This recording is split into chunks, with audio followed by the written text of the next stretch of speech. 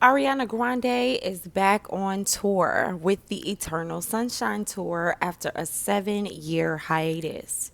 Yeah, baby, that's right. The thigh high boots are back. But with it comes the discussion of her weight. For the past few years, discussion around Ariana involved concern about weight, and don't get me wrong, it is alarming, but I believe this fluctuation stems from a deeper issue. You see, I believe Ariana suffers from subconscious adapting or mirroring, stemming from a desire for external validation and fear of rejection.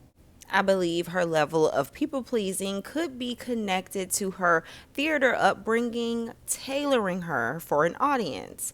This makes her relationships feel scripted instead of genuine. Different from the average girl who dates organically, I believe Ariana participates in performative dating. This is the act of curating your behavior, interests, and personality to impress a romantic interest or to secure a romantic partner rather than showing your authentic self.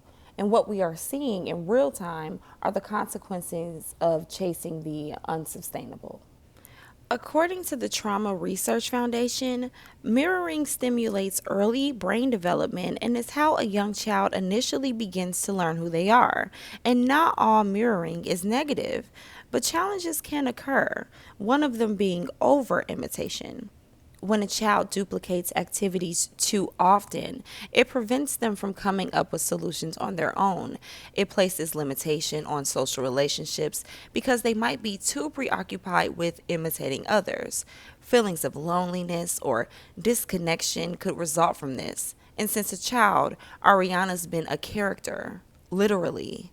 The pattern was evident pretty early on.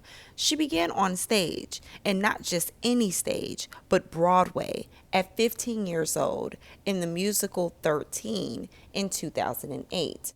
That's where she met her first boyfriend, Graham Phillips, who also starred in Broadway. Now, this was not alarming, okay? All of those hours together is very age appropriate. They had the exact same goals. Okay, it worked. And from this, she moved to television in 2010, landing the infamous role of Kat Valentine on the hit Nickelodeon series Victorious.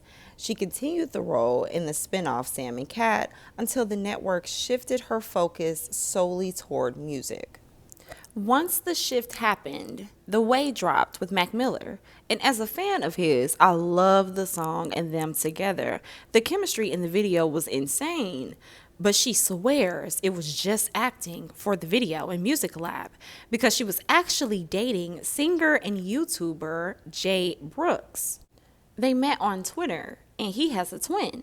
See, he and his twin brother challenged each other to see who would get her attention first and started posting public messages explaining why they would be perfect together. It was PR cringe. But see, her mom loved the performance of it, and so she set it up. As her career took off, she linked with English singer Nathan Skies for the hit single Almost Never Enough. Ariana says her and Jay were broken up, but he says that she cheated on him. You see, she tried the it was just music and acting at first role like she did with Mac, but they dated for about 5 months. It wasn't just the swiftness and convenience of the relationships that were red flags at this point, but the drastic changes that came with them. They fit whatever career trajectory that was set up. By the end of Nathan, Ariana was switching her style up. The ponytails were longer. The tans were darker. The writers were black. Her features were black. And that accent, oh baby. Kiyomi, get your ass in here. Kiyomi, Come on, girl. all right, just fun. Rumor mill for a second. Girl. What's the craziest? Has anyone said anything to you about Mac? You know, I love my MAC lipstick. This is the MAC I'm here to talk about today, girl. Come on.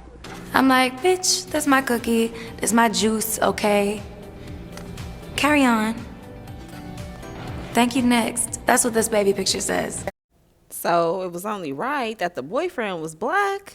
Okay. She dated Big Sean for about 8 months until her tour started.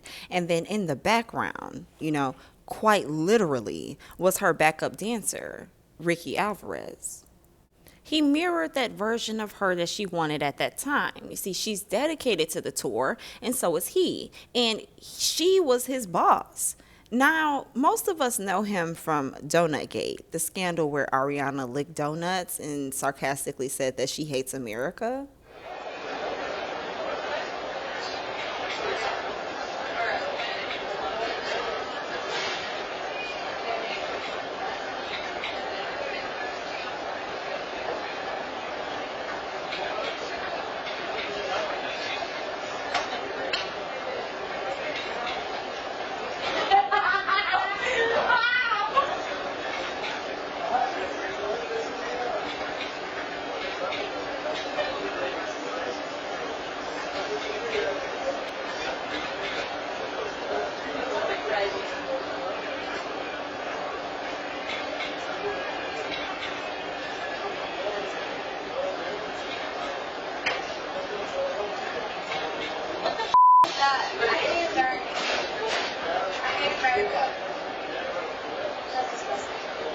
When the tour ended, she spun the block with Mac. But let me tell it, he never left, okay? He was in the picture since 2013. But you see, Mac was different. He was there for her first #1 hit and got the first row seat to the Evolution. I truly feel that she let her hair or ponytail down with him and vice versa. He understood her schedule, he had his own, and he had longevity in the hip hop industry, gaining the respect of all races. Mac was there. When that horrible suicide terror attack happened in Manchester at her show, killing 22 people and injuring 1,000, he was the first person when she landed. But see, Mac was an addict. And as someone who imitates her partners, this was incredibly unhealthy and scary for them both. They split early May, and she dated Pete immediately after. I'm talking about rebound relationship, and they were engaged in June. But when Mac died in September by accidental overdose, they split in October, stating the obvious and moving too soon. And see, music helped her grief, and public split like it always did, and her next relationship mirrored that, as they always do. Mikey Foster was a frequent collaborator, helping produce Thank You Next and Seven Rings. And after looking extra cozy in her Break Up with Your Girlfriend video, they confirmed their relationship, and he was her opening act for the Sweetener tour. They dated until the tour ended in early 2020. And while searching for a new home, she met celebrity realtor Dalton Gomez. And then COVID hit. And this sped up things for a girl who already moves fast. They were married the next year in 2021 in their California home. COVID restrictions began to lift, and Ariana began filming for Wicked in 2022, transforming into Glenda. And see, Ariana might have been a wife to Dalton, but Glenda had a new set of friends and a new timeline, something Dalton no longer fit, but Ethan Slater did. She filed for divorce in 2023 and went public with Ethan that same year. Now, keep in mind, Wicked 1 and 2 filmed from 2022 to 2024, with promotion tours ranging from 2024 to late 2025. She leaned on co-star Cynthia during this and vice versa.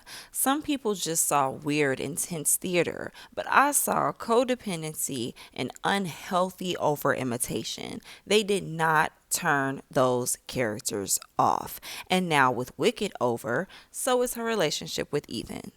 I'm concerned for her and her constant attachment to someone else dependent on her projects. Like, who is Ariana outside of work? Can she be single? Has she had time to grieve? Addiction comes in many forms, not just drugs. The way she dives so quickly is scary and taking a toll on her. She has a new film coming. Will she find a new love interest there? I just hope that she finds the peace that we all deserve and the strength to stand alone and to heal. We can only love other people as deep as we love ourselves.